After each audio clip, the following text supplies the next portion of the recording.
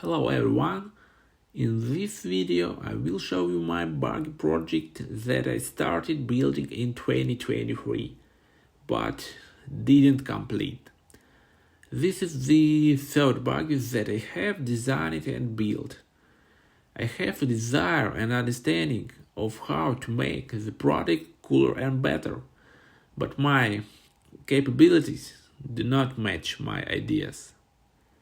Before starting to create buggy number 3, I first made sketches, then made a model from sculpture plasticine on a scale of 1 to 10 and started modeling a 3D model in the SketchUp program. And yes, I understand that this program is not for mechanical engineering, it's just convenient for me.